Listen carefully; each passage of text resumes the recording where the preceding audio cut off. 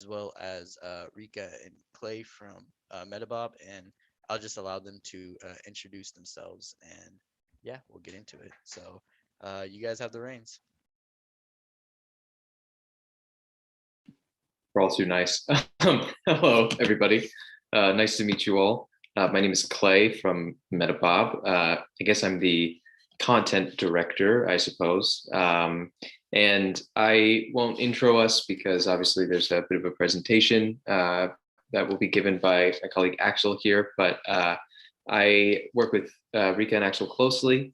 I do a lot of the day-to-day press release writing, article writing, stuff of that nature. Also the Club Ambassador program, which is how we got here. So thank you for that, Keaton. But yeah, it's nice to be here today. Thank you so much.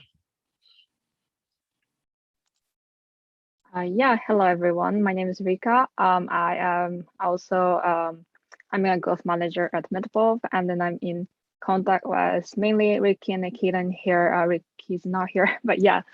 And I'm not sure actually you have the member introduction slide when you present, but yeah, we work closely, and then I think I've shared all of our LinkedIn URL with Keaton. So feel free to send a connection invite, then we can accept and answer any question later on too. So yeah, nice to meet you all. Yeah, and my name is Axel. I'm a product manager at Metabob. Kind of work in between the business team and the tech team. Do a lot of research with Rika regarding our product and what kind of changes we're making, and then spend time implementing new changes, kind of working closely with our CTO, Avi, who will hopefully have a chance to join us later to give you some really cool technical insights on our product and project. And yeah, without much more explanation, I think we can start the presentation, right? All right. So I'll share my screen really quick. There we go. All right. So as mentioned, we are from Metabob, which is a dev tool that is using AI in purpose of cutting a debugging time in health. Here you can see our awesome little Bob on the right hand side. And yeah, let's get into it then. So basically just an overview of the company in all simplicity. We are located in Mountain View, California. We have approximately more or less 15 employees, some part-time, some full-time working for us as of now. The project started in 2019, but like at least a year or almost like a year and a half was mostly spent on research for the project itself and the product.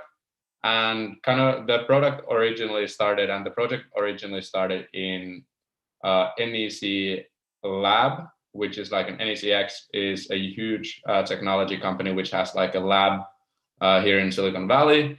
And our founders were part of that lab where they kind of started the project, but then they eventually spun out of the company and became an independent startup instead of being a part of that company. And then after that, we entered the Alchemist Accelerator program, which was kind of like, which led eventually to our seed round. And we were part of the class 27.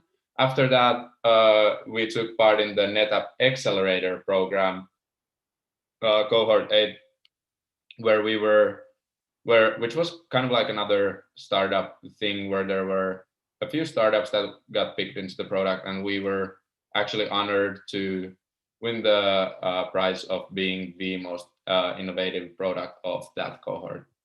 So yeah, jumping into the problem from there, it's a very straightforward problem. And as a technical team, we all are very familiar with how time-consuming and tedious debugging can really be. And therefore, it is also extremely costly for companies. In fact, debugging takes almost 50% of developers' work time on average on their daily basis. And obviously, this costs a lot for companies, especially here in the US, where developer salaries are extremely high. However, they're also definitely high in other parts of the world as well. But this led us into trying to solve the problem of simply saving time from debugging. So how are we approaching this is that, unlike many other solutions, we have built a semantic understanding model and AI model that enables developers to detect logic-based and context-based bugs from their code bases, which usually are the most challenging and the most time-taking to solve. Here's a short example, but we'll talk about more. We'll talk more about the use cases of our product later on. So there's no need to go over them right now. So what really differentiates us from our competitors is simply our technology. So here's a little bit about it on a very high level.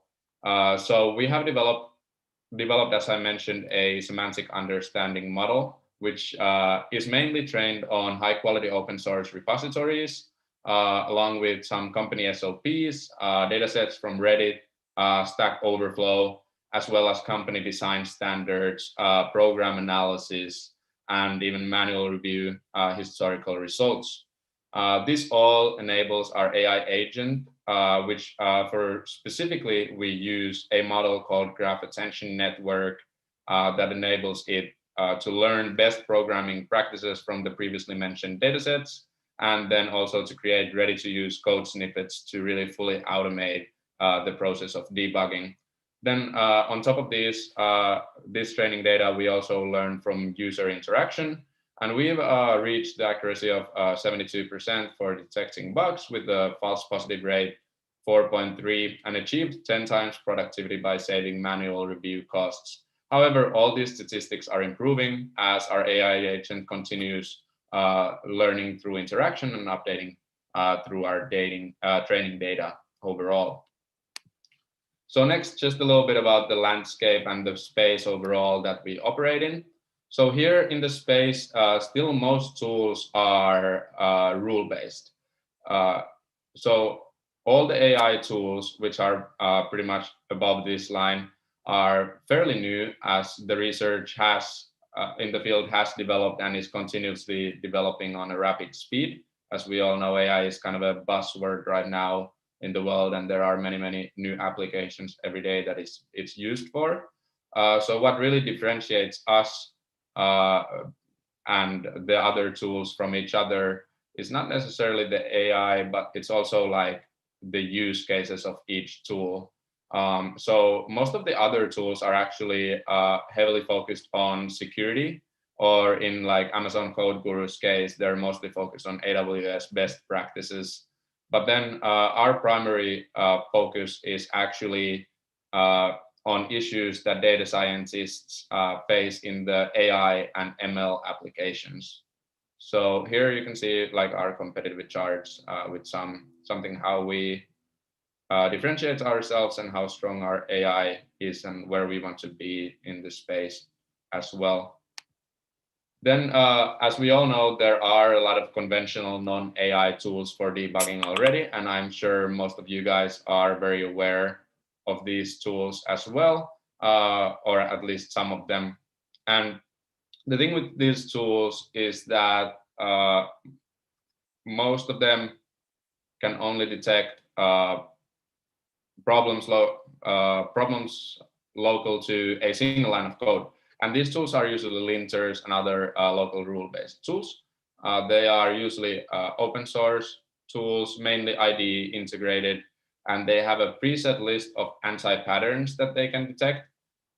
So it is very hard for these tools to add like user-defined additions or updates.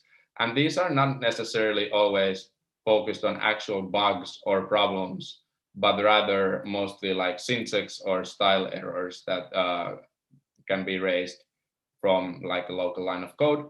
And actually, we also run a linter on our tool, so we can also obviously raise some of these similar issues, which you will also see if you use our product at some point.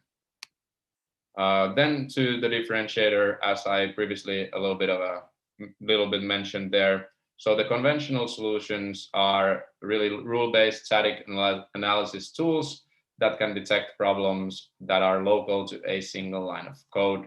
So on the other hand, then AI-assisted tools such as Metabob ourselves are trained on millions of bug fixes that are usually performed by veteran developers, which enables the AI agent, for example, of our tool to recognize the root causes of many context-based and logical problems.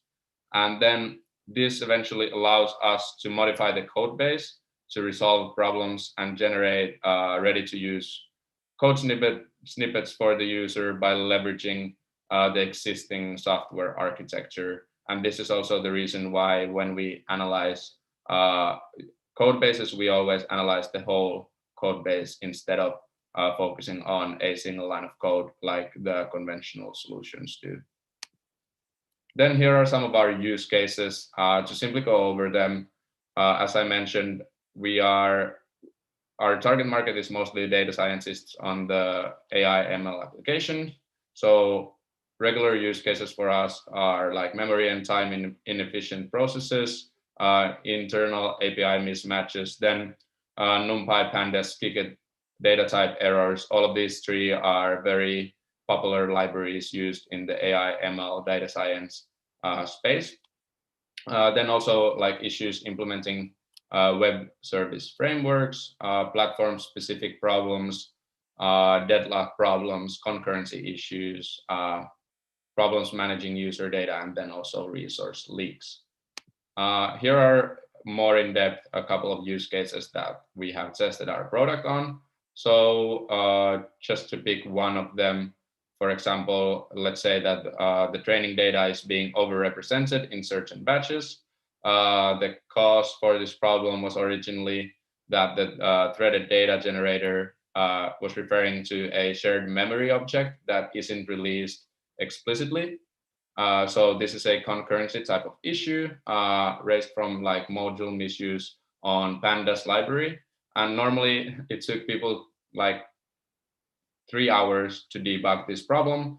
But with Metabob, because we can quickly analyze the product, find where the problem, find the area where the problem locates, it helped developers to save pretty significant amount of time from debugging this kind of problem, as they were able to debug a problem like this with Metabob in 35 minutes.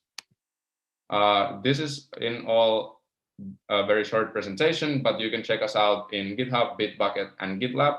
And now I will quickly, well, first of all, if you guys want to ask questions now, that's totally okay. You can put them in the chat or we can take a moment, but I can also give you guys a quick demo of our product at this point. So let me just quickly kind of change where I'm sharing the screen right now. There's a problem. What programming languages does this work with? Oh, so currently we only work with Python. So we're Python specific tool as of now, and we can only analyze .py files currently. But we are, of course, planning on supporting cross-language analysis as well. But that is like further down in the roadmap. We first want to focus on making the tool as efficient and good as possible for being Python specific. And of course, as I also mentioned, you can also ask questions later on, but I'll quickly jump into my Metabob account to give you guys a short user demo. Well, actually, let me do this again. All right. So basically how to get started with Metabob is that if you're coming to our product and website for the first time, and use it through GitHub, for example, you would need to click here to connect to GitHub. So here you see us through this is the GitHub Marketplace and our part there. So here you could install the community plan for free. Then it takes you to a place where you pick like repositories from your account that you wish to use. Let's see if I got my password right. Yeah, I did. So here it picks some repositories that you want to analyze. You can either pick all of them, or you can pick some of them. And I only have like these for it as of now. And let's put that there. Boom.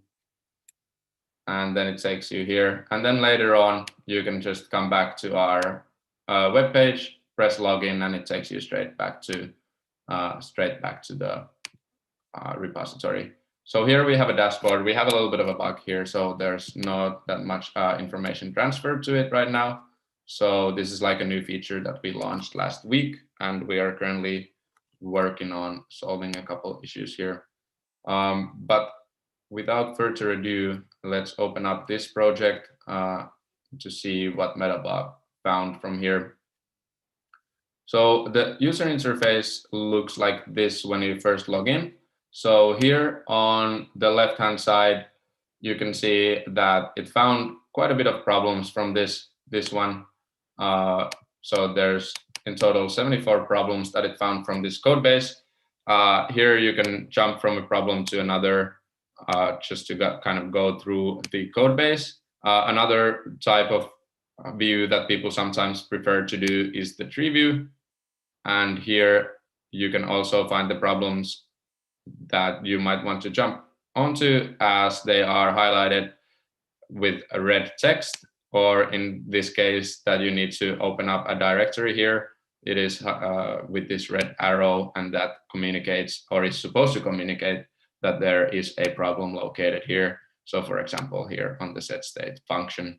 And then to open an explanation for this problem, you click the highlighted red area, which opens up an explanation for you. As of this, it shows that too many local variables used, so it's not the most severe bug, but more of a style error. And here is also another style error. So there's like white space missing from here. So it is communicating the best practices of Python for you. And you can go through the problems here. If you think the problems are important for you, for example, I don't necessarily think this is too important of a problem for me, but then, for example, this one would be. So to communicate this, I would then want to pin this problem for myself, which takes it, well, that's not supposed to happen. Let me go back. But that basically marks the problem as an important, and that is also the user interaction that our product learns from, or our AI agent learns from. And you can pin or hide a problem depending on, do you think it's relevant or important for you? And then the workflow from our product is currently that you pick a specific problem. For example, I'll just pick this now. And you convert it to an issue on GitHub. So you give the issue a title here, create an issue through it, and it will appear under the issues on GitHub on your repository. So yeah, this is basically the workflow and what it looks like, the product as of now. Then on the visualizer view is something that we have developed to showcase kind of like the architecture of the product and how different objects are connected to each other. So here, everything that appears in red means that there is some problem in that. And then it also has this little warning sign here. And you can go back layers to see like more overall view of the architecture of the product. And yep. It looks basically like this. Then, as I mentioned, we are also working to implement ready-to-use code snippets for our product. So let's just quickly open up one of them. And these are demo repositories that are public repositories that we have used to showcase our product. And you guys can take a look at them as well through our website. So from here, if I open this explanation, it gives you or the user still the explanation of the problem in natural language, in English, as of this point. So this explanation is that the cause is that the pathlib.path does not resolve the full path by default, but then it also provides a short code snippet which is supposed to solve this problem. So basically the idea is that the user can copy the code snippet and replace these lines with it to resolve the problem. However, when we do implement that fully to our product, the workflow will change a little bit. Obviously, this would be a pretty tedious process to implement the code changes to your product. So it will change in a couple of weeks when we have that implemented overall. You also can go from normally when you start a project, all the problems appear under the new category. Then you can either go to pinned, and then hidden are the ones that are not necessarily the ones you care the most about. And then we also have the category filters under security, syntax, and style errors. Now it seems like most of them are syntax errors on this project. But yeah, overall, this is how the product looks like as of now. And if you guys have any questions, I would be more than happy to try to answer all of them. Is Metabob planned to remain a web application, or are there plans to develop a desktop application as well? Hey, I could probably jump in for this one. Hello, everybody. So basically, we are planning on like converting it over to like being a more IDE-based tool at some point in the future, so we can integrate directly with the normal like expected workflow for that. So to allow you to just make changes like as you're typing in code to automatically resolve certain problems as it detects and analyzes your code base. However, currently the way our AI model works does require a couple of features that we do have within the cloud. So right now it is currently a web-based application and will probably be so in the next year or two.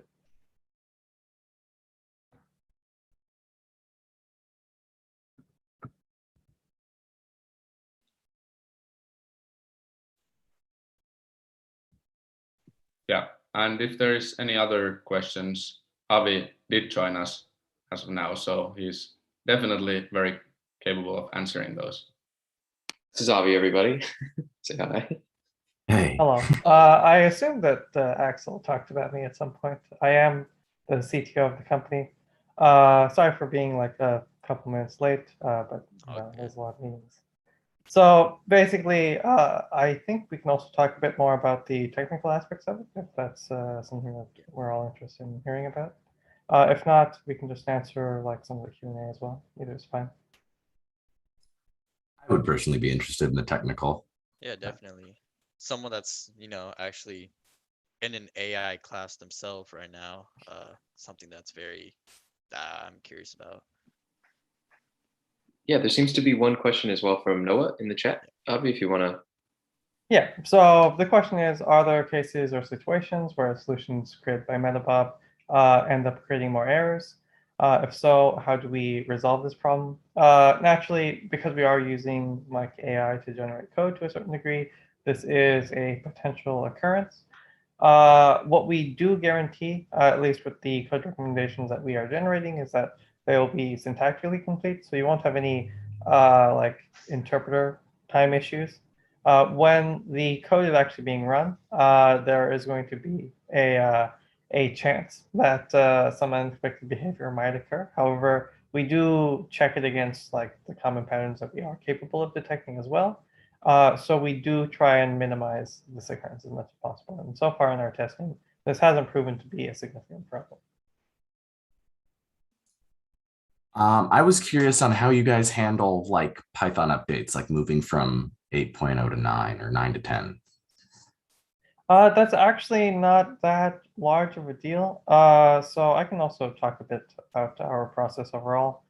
So basically, the way our AI model works is, I mean, like with all AI models, it's very heavily dependent on what your data source is.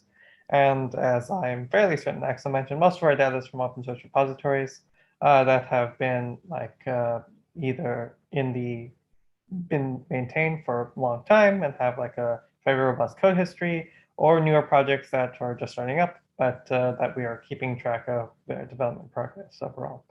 And for that, basically what we can do is we can identify certain like problems within that by reading through the code changes and making certain adjustments, as well as we have a method here that we employ. We use like a couple of different natural language processing type techniques in order to better identify what the root cause of certain problems are, and then we can associate them with the code changes that were made in that same pull request or same commit. So what we do to handle version changes specifically is not a whole lot. For the most part, when the version switches over for the first time and we're dealing with a new version of Python, we don't necessarily have to retrain the model, because as long as it's within the same like major revision, Python is backwards compatible. So anything that should work in the latest version will also work in the previous versions. The things that might change in the latest version are much more sophisticated or useful like methodologies. And we actually have like some selective weighting when we're doing the training of the model, so that as we're getting in new data, we're implementing it or integrating those changes as well, but then also keeping track of our ground truths and like what our baseline model performance should be.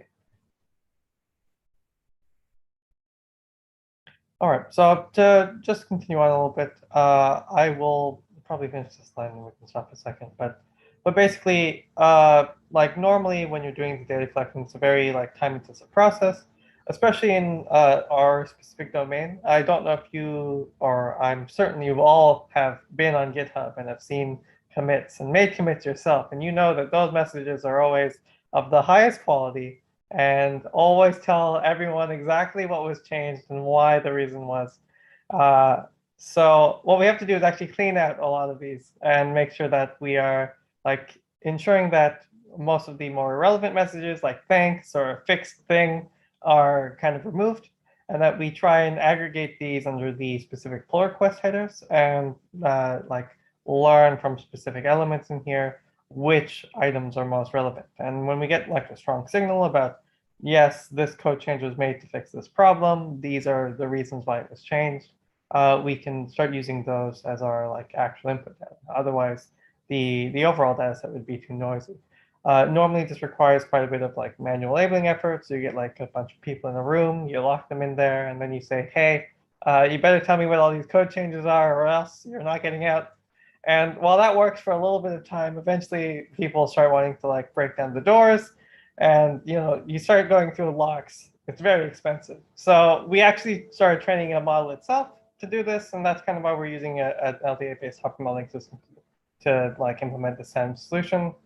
Simply because once you bootstrap that process by getting some labels in and getting some people to like generate some key points there, there's actually a supervised LDA technique that you can employ to better train an LDA model to be able to identify topics similar to how the human will identify topics.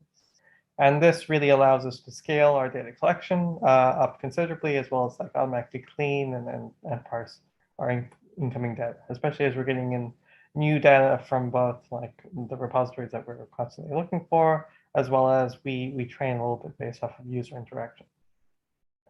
So I'll pause for any questions if there are any. All right, sounds good.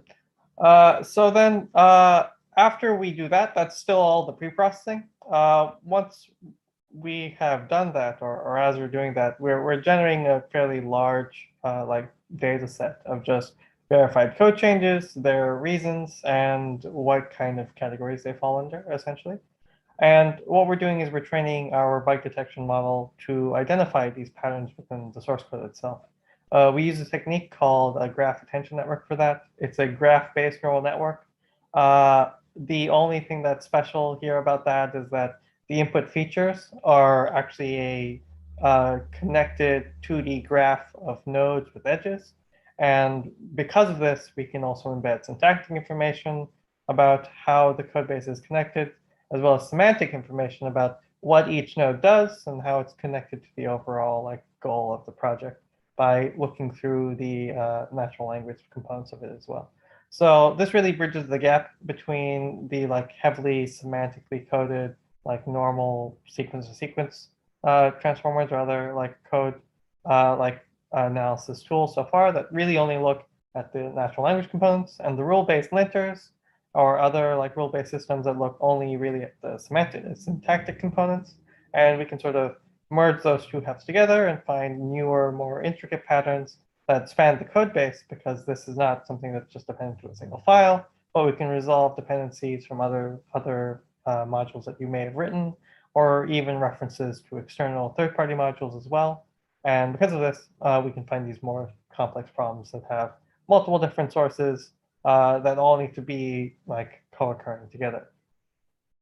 So this basically is what allows us to like predict within within code bases, essentially which areas of code are most likely to be changed and what is the reason for that change. It's just a regular, like normal supervised training setup for that. And then after we've identified what that change is, we also know from the top drawing system like what the key reasons why that change occurred. So what we can do is generate a bug explanation using like the semantic information from inside of the code bases, so variable names and the like. But then also like the docstrings and the readmes to generate like meaningful context, as well as generate a meaningful message about why certain code changes were made that sort of falls in the same pattern as what the pull request message would have been for the solution that would have fixed that problem. And that also allows us to go right into our recommendation system. Right now, we are lucky to be in the Codex beta, but we're actually working on our own internal technique that uses the same graph-based neural network that we have for the bug detection model to generate syntactically complete code recommendations that can resolve certain ones of these problems. And basically our end goal here is to just like automatically make pull requests to your repository saying, hey, I found a thing, you should probably fix it. Please accept my pull request. And then you can automatically just convert these in there. And it's a very automated process overall, kind of like a coding assistant. So like, I know that was probably a lot more interesting than my previous slide. So if there's any other questions, I'll stop for a second. Is there any like personal factors that are taken into account when the AI is looking over a piece of code, rather than do you not mean just like standard? personal rule sets or personal like style guidelines? Yeah. That's actually something we're trying to move away from. While we do keep some linters on there right now, and this is mainly because people were requesting us to also track those kinds of changes as well. We're probably going to just add a toggle for those entirely and just try and focus more on getting very good AI detections and the types of problems the AI will detect. And the ones that we're like training it for are these more sophisticated like architecture spanning issues that aren't going to be as open for interpretation necessarily as some of the more specific, like you need more white space here kind of problems.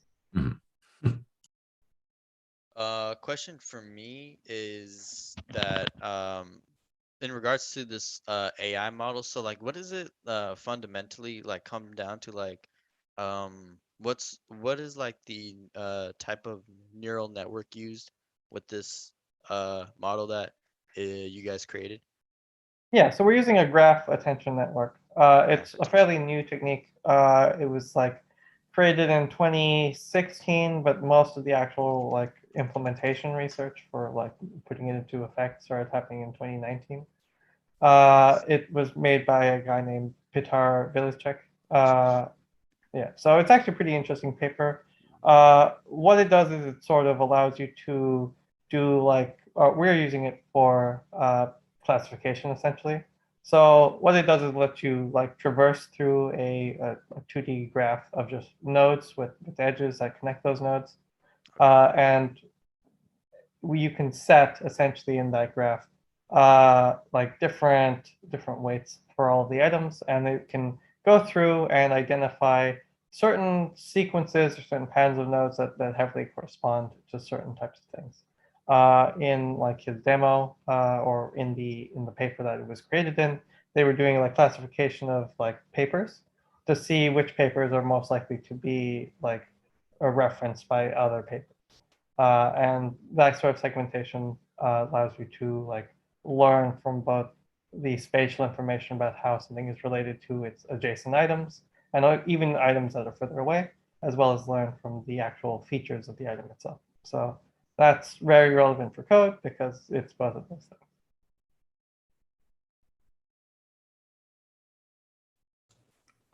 I have another question.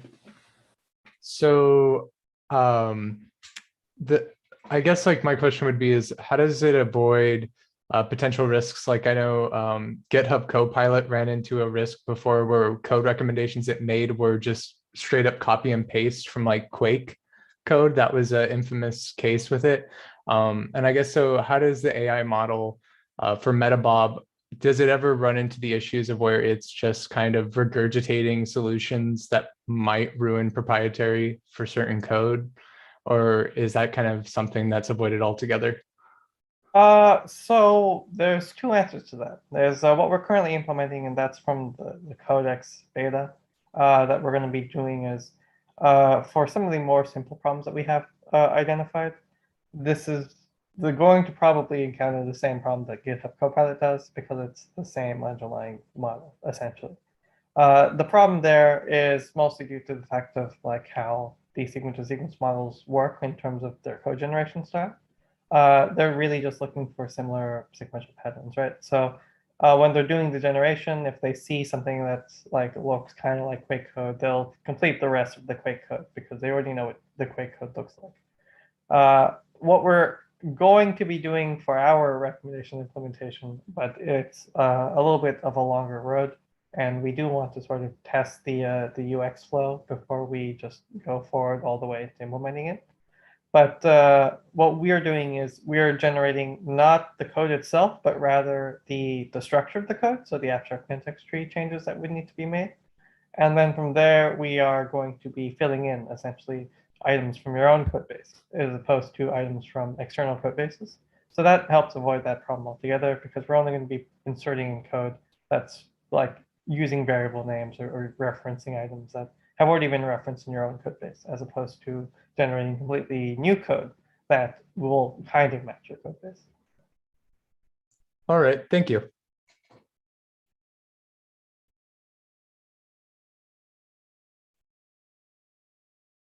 All right, if there's no other questions, I'll just hop over to the last bit here. So the last bit of our project is just mostly how we're presenting it. We actually did quite a bit of research into that circle graph that you saw earlier, as well as how to best show and ease the understanding of people who are going to be brought into a project, so that they can quickly join a project, and then instead of going through the normal time lead that we normally have to do to get familiar with it, read through the docs and do all that, but immediately identify what sort of areas are most relevant or most necessary for them to start assisting with, as well as help them understand how that communicates with the rest of the code base, and quickly get started and quickly understand what's happening, what the current code health is, and what needs to be done to improve it, to sort of ease that whole time frame. So that's why we have things like the dashboard, and then we have things like the code visualizer to help bridge the gap a little bit. And most of that information is just ancillary stuff that we have to collect anyway for the model training purposes. So just having that available also helps us just provide that information to the end user in a very easily digestible way. And that's essentially what we're doing overall as a technique. I can go into a bit more specifics about any hurdles that we encounter with the model itself, but I'll save those for questions.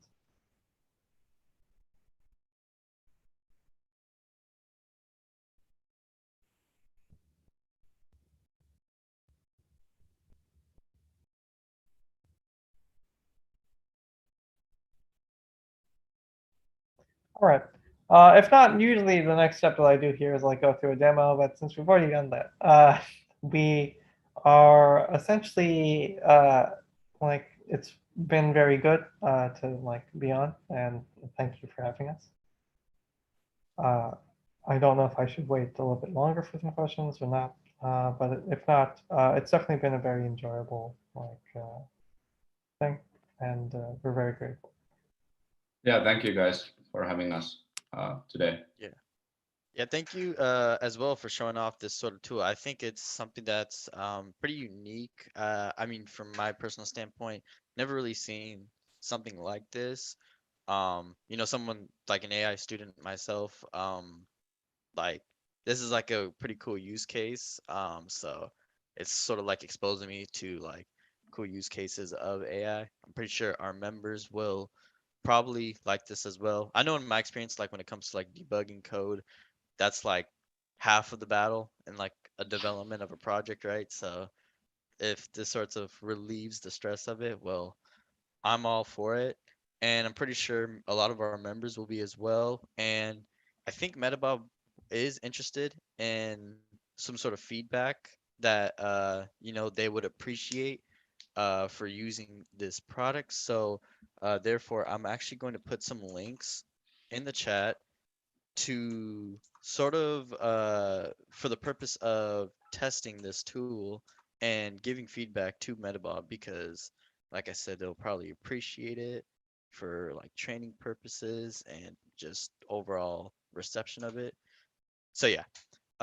So here are some links and some more added uh I guess incentive to doing this is if anyone saw in the announcement that we are actually doing a raffle of two $25 gift cards, right? For anyone that actually signs and confirms a meeting with Metabob. Um, so that's for one of the $25 gift cards. You automatically be entered if you do schedule a feedback meeting with Metabob using either of those links. Um, using either one will just be dependent on your availability. So go ahead and just look at them.